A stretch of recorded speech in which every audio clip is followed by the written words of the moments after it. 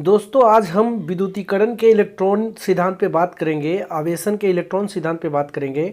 आज हम बात करेंगे कि आखिर किसी वस्तु पर आवेश आता कहाँ से है। इसके लिए सबसे पहले हम आपको कुछ बेसिक बताएंगे कि सभी पदार्थ परमाणुओं से मिलकर बने हैं और ये परमाणु इलेक्ट्रॉन, प्रोटॉन और न्यूट्रॉन से मिलकर बने हैं। इलेक्ट्रॉन एक ऋणावेशित कण है, प्रोटॉन एक धनावेशित कण है और न्यूट्रॉन एक उदासीन कण है। इलेक्ट्रॉन और प्रोटॉन दोनों कणों पे समान परिमाण का आवेश होता है और वह आवेश है 1.6 गुने 10⁻⁻19 कूलाम। यह सबसे छोटा अमाउंट है आवेश का जो कि एग्जिस्ट कर सकता है फ्रीली। इससे छोटा अमाउंट आवेश का नहीं हो सकता है। यानी ये सबसे बेसिक चार्ज है, ये सबसे एलिमेंट्री चार्ज है। मैं आपको बताऊं कि इस आवेश को ई से डिनोट किया जाता है। इतने ही परिमाण का ऋणावेशित आवेश इलेक्ट्रॉन पे होता है और इतने ही परिमाण का धनावेशित आवेश प्रोटॉन पे होता है। तो इस तरह से हम लोग इलेक्ट्रॉन के आवेश को लिख सकते हैं माइनस ई, जब ई बराबर जहां पर है वह 1.6 गुने 10⁻⁻19 कूलाम, और उसी तरह से प्रोटॉन के आवेश को लिख सकते हैं प्लस ई। अब हम लोग थोड़ा सा परमाणु के स्ट्रक्चर पे बात करेंगे। तो परमाणु के नाभिक में प्रोटॉन और न्यूट्रॉन होते हैं और उसके चारों ओर कक्षाओं में इलेक्ट्रॉन परिक्रमा करते हैं। अब इसके आगे मैं बताऊं, किसी भी परमाणु में प्रोटॉनों और इलेक्ट्रॉनों की संख्या समान होती है और इस संख्या को परमाणु संख्या कहते हैं। उसी तरह से न्यूट्रॉनों की संख्या निकालने के लिए आपको द्रव्यमान संख्या में से परमाणु संख्या को घटाना होगा, जहाँ पे ए जो है द्रव्यमान संख्या है। अब आपके सामने हम दो तत्व लेंगे, एक सोडियम तत्व का परमाणु और एक क्लोरीन का। आप देख सकते हैं 11 इसका परमाणु संख्या और 23 इसका द्रव्यमान संख्या है। तो परमाणु संख्या ही इलेक्ट्रॉनों की भी संख्या होती है और प्रोटॉनों की भी। तो इसमें इलेक्ट्रॉन 11 हो जाएंगे, प्रोटॉन भी 11 हो जाएंगे, लेकिन इसमें न्यूट्रॉन जो होंगे 23 - 11, यानी द्रव्यमान संख्या में से परमाणु संख्या को घटाएंगे, वो न्यूट्रॉनों की संख्या होगी, तो न्यूट्रॉन इसमें 12 हो जाएंगे। उसी तरह से क्लोरीन की परमाणु संख्या 17 है और इसकी द्रव्यमान संख्या 35 है। तो इसमें इलेक्ट्रॉनों की संख्या भी 17 होगी, प्रोटॉनों की संख्या भी 17 होगी, और न्यूट्रॉनों की संख्या निकालने के लिए द्रव्यमान संख्या 35 में से यह 17 जब परमाणु संख्या घटाएंगे तो न्यूट्रॉनों की संख्या मिलेगी। तो इस तरह से इन दोनों परमाणुओं पे अब हम लोग चर्चा करेंगे। आप देख सकते हैं सोडियम परमाणु और क्लोरीन परमाणु। सोडियम परमाणु में इलेक्ट्रॉन 11, प्रोटॉन 11 और न्यूट्रॉन 12। यहाँ पे क्लोरीन परमाणु में इलेक्ट्रॉन 17, प्रोटॉन 17 और न्यूट्रॉन 18। अब हम लोग इन दोनों परमाणुओं के लिए इन तीनों कणों के कुल आवेशों पर चर्चा करेंगे। तो सबसे पहले हम लोग सोडियम परमाणु पे बात करते हैं। आप देख सकते हैं यहाँ पे इलेक्ट्रॉनों का आवेश 11, इलेक्ट्रॉन 11 हैं और एक इलेक्ट्रॉन का आवेश माइनस ई होता है, तो -11 ई। उसी तरह से प्रोटॉन का आवेश आप देख सकते हैं 11 गुने प्लस ई, तो +11 ई।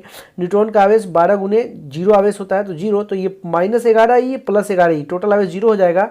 अर्थात यह परमाणु कैसा है, तो उदासीन है।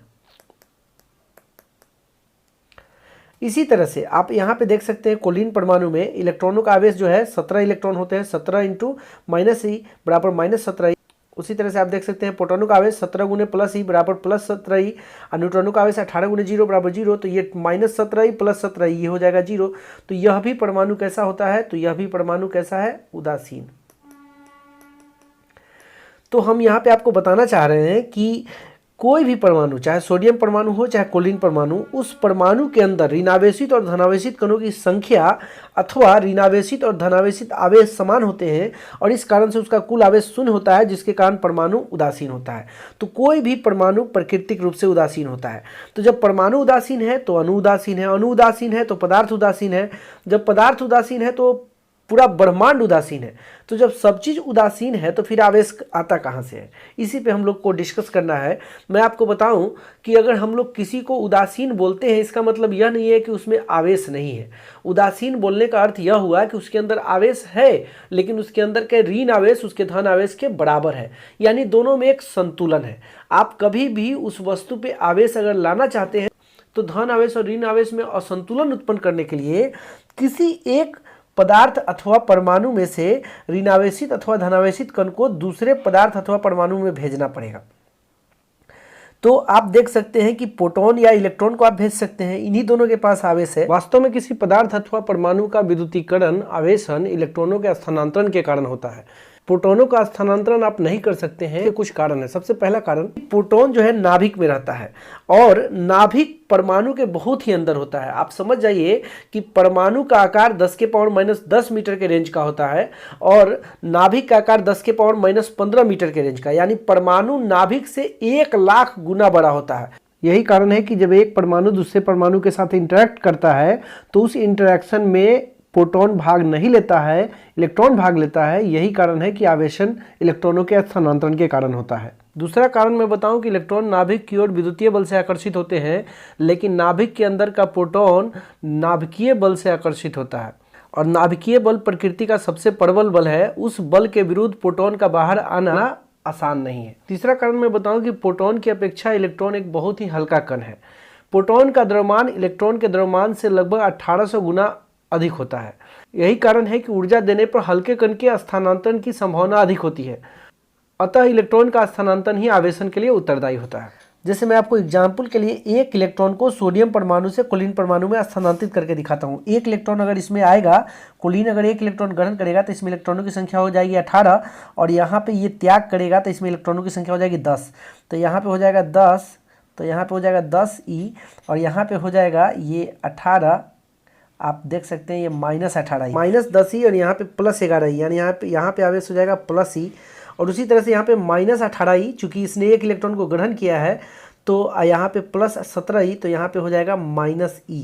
इसने इलेक्ट्रॉन को देख लीजिए ग्रहण किया है, इसने इलेक्ट्रॉन का क्या किया है, त्याग। आप देख सकते हैं ये कैसा बन गया है, धनावेशित, और ये कैसा बन गया, ऋणावेशित। यदि किसी वस्तु A से B में अगर 2 इलेक्ट्रॉन अगर जाते तो A पर चार्ज हो जाता +2e और B का चार्ज होता -2e। अगर उसी तरह से A से B में 3 इलेक्ट्रॉनों का स्थानांतरण होता तो A का चार्ज हो जाता +3 और B का चार्ज हो जाता -3। यह जो चर्चा हमने किया, इससे हम लोग को यही जानकारी प्राप्त हुआ कि किसी भी वस्तु का आवेशित होना इलेक्ट्रॉनों के स्थानांतरण पर निर्भर करता है। जो वस्तु इलेक्ट्रॉन का त्याग करती है वो धनावेशित हो जाती है, और जो वस्तु इलेक्ट्रॉन को ग्रहण करती है वो ऋणावेशित हो जाती है। और इसी बात को विद्युतीकरण का इलेक्ट्रॉन सिद्धांत कहा जाता है।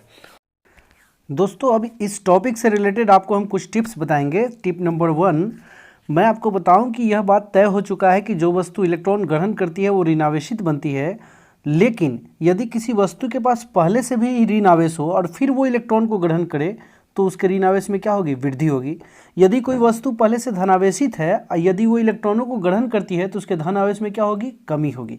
इसी तरह से यदि कोई वस्तु इलेक्ट्रॉनों का त्याग करती है तो वो धनावेशित बनती है, लेकिन यदि किसी वस्तु में पहले से धन आवेश है और यदि वो इलेक्ट्रॉनों का त्याग करेगी तो उसके धन आवेश में वृद्धि होगी, और यदि उसके पास पहले से ऋण आवेश है, अगर वो इलेक्ट्रॉन का त्याग करेगी तो उसके ऋण आवेश में कमी होगी। जैसे किसी वस्तु A पर यदि -10 कूलम चार्ज है और इसका चार्ज अगर -7 कूलम हो जाता है, इसका मतलब इसने इलेक्ट्रॉनों को क्या किया, त्याग किया।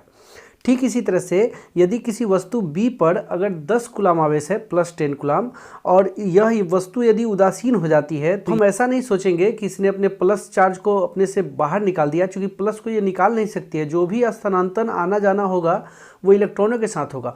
तो ये +10 कूलम अगर उदासीन होकर 0 कूलम हो गया है तो इसने निश्चित रूप से इलेक्ट्रॉनों को क्या किया होगा, ग्रहण किया होगा। इसी तरह से टिप नंबर 2, दोस्तों, अगर A एक वस्तु है जिससे इलेक्ट्रॉन स्थानांतरित होकर B में जाता है, यानी A इलेक्ट्रॉन का त्याग करता है और B जो है इलेक्ट्रॉन को ग्रहण करता है, A धनावेशित बनेगा, B ऋणावेशित बनेगा। लेकिन इसमें से किस वस्तु के द्रव्यमान में वृद्धि होगी और किस वस्तु के द्रव्यमान में कमी होगी। आप देख सकते हैं कि जो वस्तु ऋणावेशित बन रही है वो इलेक्ट्रॉन को ग्रहण कर रही है। इलेक्ट्रॉन का द्रव्यमान भले ही बहुत छोटा है, लेकिन कुछ न कुछ द्रव्यमान तो ऋणावेशित होने वाली वस्तु में आ रहा है। यही कारण है कि जो वस्तु ऋणावेशित होगी उसका द्रव्यमान बढ़ जाएगा तथा जो वस्तु धनावेशित होगी उसका द्रव्यमान घट जाएगा। टिप नंबर 3, दोस्तों, जब हम दो वस्तुओं को आपस में रगड़ते हैं तो एक वस्तु का इलेक्ट्रॉन दूसरे वस्तु में चला जाता है। कौन सी वस्तु इलेक्ट्रॉन का त्याग करेगी और कौन सा वस्तु इलेक्ट्रॉन को ग्रहण करेगी, यह निर्भर करता है उस वस्तु के पदार्थ के कार्यफलन पे। कार्यफलन किसी वस्तु से इलेक्ट्रॉन को निकालने मात्र के लिए आवश्यक ऊर्जा होती है। जब दो वस्तुओं को हम रगड़ते हैं तो घर्षण के विरुद्ध कार्य करना पड़ता है, और यह कार्य उष्मा ऊर्जा के रूप में उत्पन्न होती है जो उन दोनों वस्तुओं के संपर्कित सतह के परमाणुओं को प्राप्त होती है। जिस वस्तु का कार्यफलन कम होता है वो उस प्राप्त ऊर्जा से अपने इलेक्ट्रॉन को त्याग कर देती है। अगर इलेक्ट्रॉन A से B में जा रहा है तो इसका मतलब हुआ कि A का कार्यफलन B के कार्यफलन से कम है। तो दोस्तों, आज के वीडियो में इतना ही। फिर मिलेंगे अगले वीडियो में।